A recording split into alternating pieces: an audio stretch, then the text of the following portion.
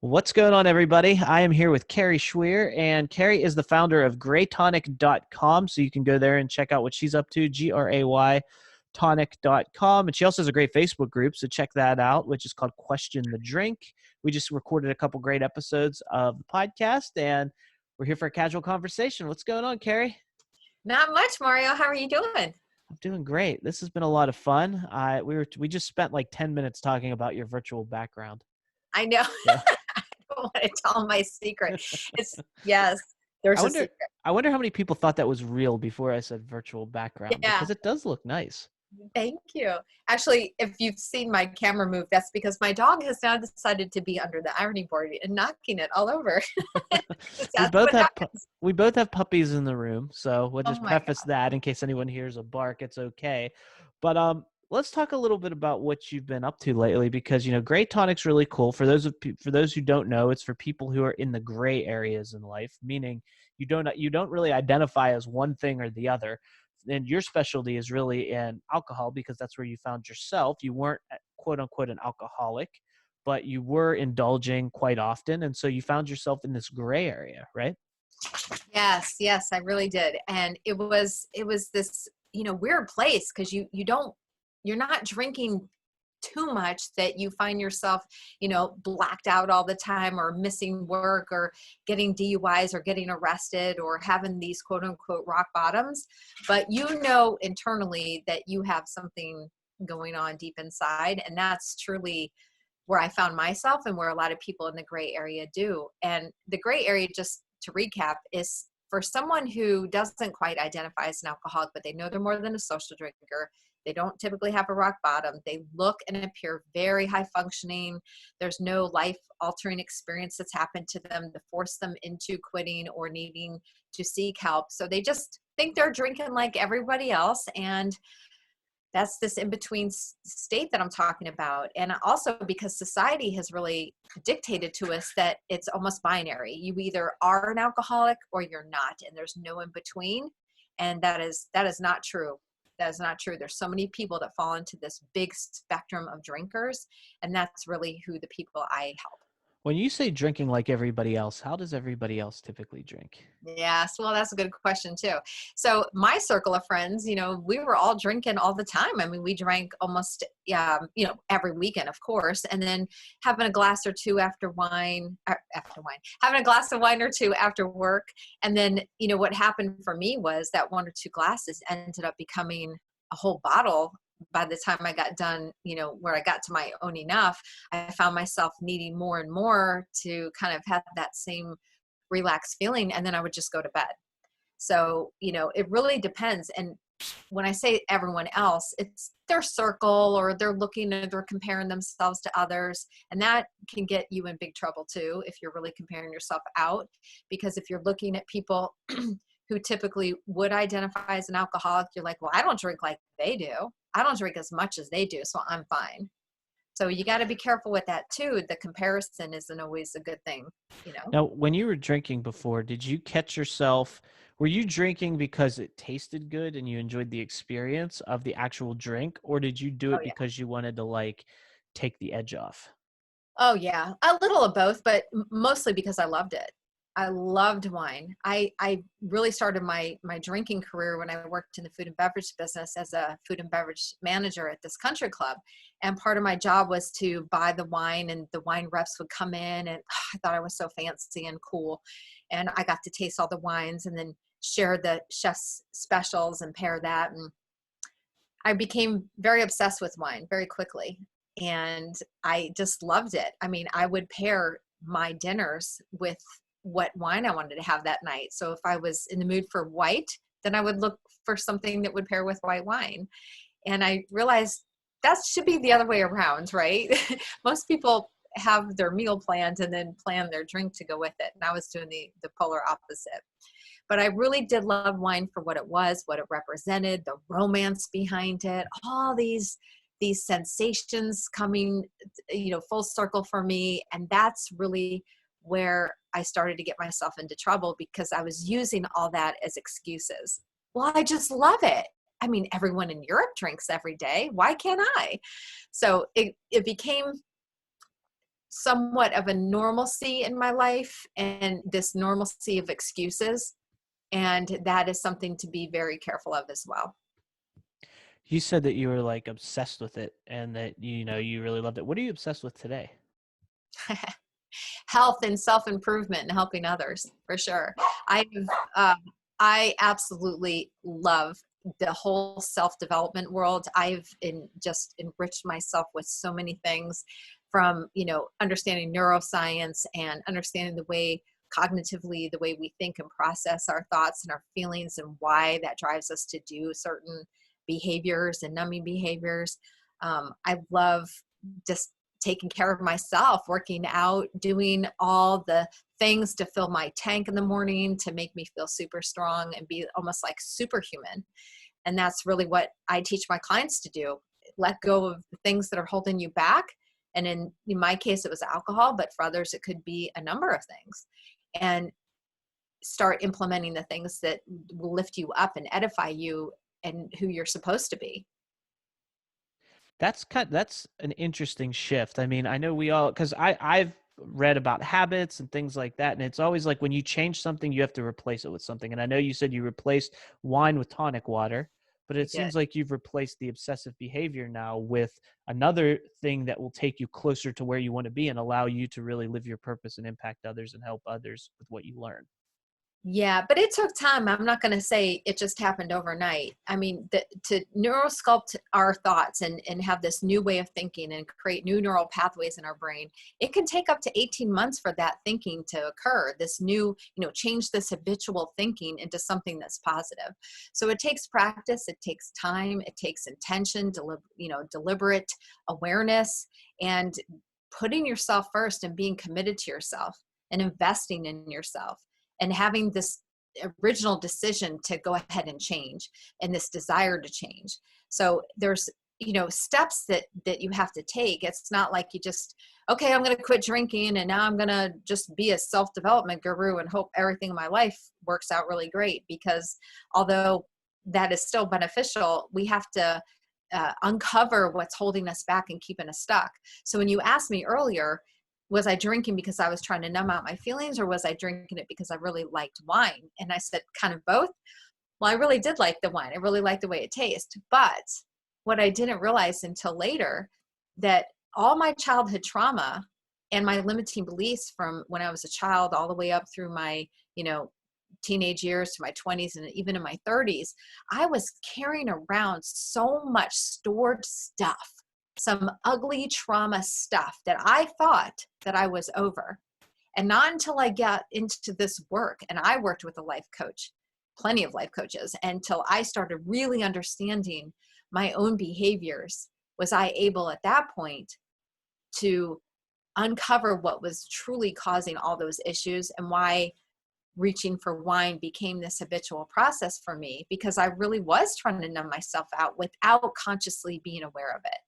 So I know if you would have asked me 4 or 5 years ago when I was drinking, why are you drinking? And I would stand so firm and say, well, I just love it. I just love the way it tastes. I found myself finding all these excuses, but they were excuses in my own mind. And I believed it at the time. But I know now what the real truth is. That's so interesting. And like, if I want to be real for a minute, and I don't want to go here on this, but here completely, but I'll bring it up. I know we've talked in the past about the gray area and all of those things. And I think if I have anywhere in my life that's the gray area, it's with food, because I've always loved food. I always would. It's not that, I really don't think I overeat, but I have the power to eat the wrong things. And I think about it all day long. Like, I'll get up in the morning and think about my meals, and then I'll go and make them, and I enjoy the process of making them, and then I get to eat them and enjoy them. And I think for me, I know I have a problem. I've done it in the past where I've eaten healthier, gotten myself back on track, felt really good, and then I've relapsed many times. And I think for me, it's not so much that I feel like I can't do it because I've done it before. It's I don't want to be wrong. I feel Mm. like if I start eating healthier, everyone else in my life who would say you should eat healthier, they're going to be like, "See, I was right, you were wrong." Now you finally, and it makes me feel weak. Well, that's a limiting belief. So when Mhm. we talk about uncovering limiting beliefs, that would be a good one, right? So it's the Mhm. story that we create in our minds. It's this Mhm. own creation that we do because our brains are like search engines, right? It's Mhm. better than Google. So if we're trying to come up with a story or justify something, oh, your brain's going to give something to you. It's Mhm. what it does, Yep. right? It only knows what it knows. It Mhm. only knows from past experiences. So that's what it pulls forward. So when you're trying to figure something out or you're trying to justify something, you're going to come up with something pretty easily. Yeah. So, and, with your situation with food, you know, when we look at food for what it is, it's meant Mhm. to be nutritious. It's meant to provide a way of life for us to nourish ourselves and nourish our bodies. But when we overindulge in something, then that becomes this gray area, right? Mhm. When we're using the food outside of what it was really meant for, it is meant to be enjoyed but in moderation. Mhm. So when we look at it like, well, what's really driving that? Is there something else going on underneath that? There could be. Well, I also think that I see the extreme, right? Because of my family's all in medicine, and I see the extreme and how like this is evil, and if you order pizza even once every 2 weeks, that's Oh, terrible. It's you should feel guilty. It's a bad thing. And so all of that makes me want to push back, and it makes me go, if I want to order pizza every other weekend and have 3 or oh, 4 absolutely. slices, I'm Mm, going to do it. But yeah. then it gets, it just makes me feel like, oh, maybe I do have a problem. You know what Yeah. I mean? So that's Well, kind of where the rubber meets the road. But it becomes this thing where I'm not going to do it because you want me to. mm, And it becomes this, I'm not going to, because I feel, not that I know, that's a limiting belief. I feel like if I do it their way, then I lost. ah, So it's like, interesting. yeah, it's like, yeah, that'll never happen to me. I'll never be sick. I'll never get, be that way. But if Yep. I'm going to do what I want to do, and if I do it your way, it'll probably be better for me because you know better, but you win and I lose. Yeah. Well, it's funny you just said that because I remember when I worked in the restaurant business and I was driving home one night and I Mhm. worked with a guy who was pretty severe in his alcohol abuse disorder at that Mhm. time. And I remember driving home thinking, "Oh my gosh, how could he allow himself to get to that place? Like that will never be me." And little did I know that just 10 years later, I would find myself in that exact same spot. I mean, not as far down the path of addiction that he was in, Mhm. but I did end up having a problem with alcohol, right? So I don't think it's just these limiting beliefs in these stories, like I said, that we create, that we try to justify. And there's nothing wrong going back to what you were saying about having a pizza, every 2 weeks if you really enjoy it. And I'll give you an Yeah. example. My husband and my son are both totally into bodybuilding and fitness, Mhm. and they can be strict on their diet, but they will allow like one cheat meal and they will eat a whole large cheese pizza just because, right? Mhm. They love it, Mhm. and that's okay. So, it really depends on what the behavior is, what we're talking about here. And, it's really the individual Yeah. and what works for them. I love that, and it's like there's that fine line, right? That you want to. We've been Mhm. talking about this whole time, where what's healthy and what's not, and I think that there's really no right or wrong. It's what we give it, what thought we give to it, what emotion we feed to it, whether it makes it right or wrong. Because like here's an example I like to use, and because food's so near and dear to me, but like I like McDonald's. I'm not going to eat it every day. I probably eat McDonald's maybe once every 3 months, maybe. But I like it. And I will say that I like it. But if people think if you say you like that, it's bad. If you go to McDonald's, people creep around McDonald's like it's a drug den. They go in, they don't want anyone to know they're there. They go in and they like eat it in their car. And I've seen it so much and it's so funny, but it's like it's just a burger. Like, Yeah. don't eat it every day. That would probably be bad. But if you want to Well, go every once in a while, go enjoy it and don't be ashamed of it, right? yeah. So the other thing I'll say to that is that it's only a problem if you perceive it to be a problem, Yeah. right? It's always the meaning that we attach to it that's Mhm. the problem. So it's never the problem that's the problem. It's Yeah. always how we're reacting, the meaning that we're attaching to it that becomes the problem. Mhm. And you also said one other thing earlier, Mario, I'm going to jump back to that for a moment, is about um, having the desire to want to do something or not do something. Yeah. That is so key. That is like the very first stage of change, is knowing if you have this desire not to. You might know that you should, and that is the pre-contemplation stage of change. But until you get to this place where you have this desire, you're not going to be able to have that action to move forward. So one of the things I recommend, especially for people that are questioning their relationship with alcohol, is to get out a piece of paper. This is exactly what I did. I drew a line down the center of the paper. On one side, I had reasons to keep drinking. And on the other side, I had reasons to stop drinking. And my reasons to keep drinking was, I love it. It tastes so good. I have fun. I can be with my friends. I mean, the whole thing was just about fun, right? Reasons to quit drinking.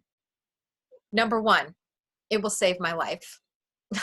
I literally wrote that. I was at work when I pulled out this little teeny journal that's actually right over there, and I opened it up and I started writing all this down because it was on my mind. I was actually moving into the contemplation stage at that point because I knew I had to do something, and I had to prove it to myself by seeing it on paper. And when I realized later that that's like a real thing, like people that are in my field, like this is a good suggestion to do, because when you can see it side by side and you can see your own justification, because at that point it's just you, right? You're not doing it to impress anybody. You're doing it for yourself.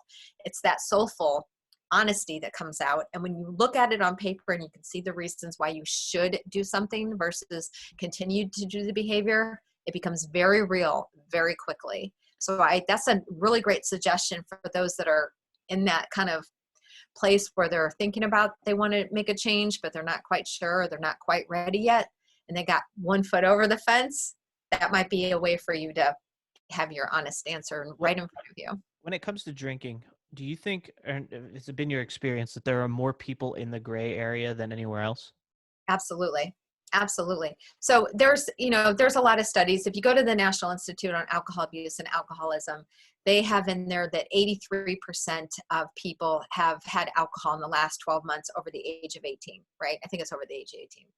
And so if you take that and you say, okay, well, about 70% of all those people drink on a, somewhat regular basis, or even a social drink that might have one or two glasses in a month's time. So let's say that's 70 people. Well, out of those 70, you might have, so that leaves like 30 that don't drink at all. So out of that 70, only about 8%, not even, I think it's, and I'm going to be wrong on the statistics because I don't have them in front of me, but I think it's less than 10% that identify as being alcoholic. So that means you got all these other people sitting in this pool of, they're more than just a social drinker. They're definitely more than a social drinker, but they're not quite that far down the road in their addiction or their alcohol abuse disorder that they would raise up their hand and say, yeah, I have a problem. So that's why this gray area exists, right? It's a really interesting place to be. It can be a dangerous place if you keep ignoring it, but it also is a place where if you, like I said, if you have these little stirring voices inside, it's a place for you to get really honest and wake up. And that's my message. My message is you shouldn't, not drink, although I do absolutely preach an alcohol-free life, but I'm not telling people they should quit drinking. I'm asking people to question the drink, question their own relationship with alcohol, get really honest. Are you drinking within what they call a normal limit? And according to that same website, moderation drinking is no more than one standard drink per day for women and no more than 2 for men in a week. But let's get honest on what a standard drink is, because we didn't talk about that before. And it's important to know this. So a standard drink for wine is only 5 ounces. I'll tell you right now, when I was pouring wine, oh my goodness, I was pouring like closer to 8 or 9 ounces. So, and I'd have 2. So I was really having like 3 glasses of wine as opposed to just 1, or 2. So we got to be really careful with that. So wine is 5 ounces, beer, it's 12 ounces, and hard liquor, it's 1.5 ounces. So if you look even on the weekends, if you say, well, I don't drink during the day, during the week, I only have a couple on the weekends. Well, you got to be careful with that too, because if you're drinking more than what they recommend or falls within that moderation limit, then you are technically abusing alcohol. So that's why it's such a gray area. It's such a gray area for so many people. And so it's just about becoming honest and, not turning a blind eye to it. So in your Facebook group, Question the Drink, is that for people who may not know, and they can come in and Yeah. see what's happening in there with the community, people supporting each other, and that could help you come to the realization of one way or the other? Yes, we have all types of drinkers in there. We have people like myself with years of sobriety. We have people that are still drinking every day, that are moderately drinking, or sober curious as we call it, or people that are just not quite sure where they fall into. So it's a really safe place to get answers. We have most everyone in there is professionals, or we have some stay-at-home moms, and we have a variety, all ages. We have some in our 20s, my younger son's in the group.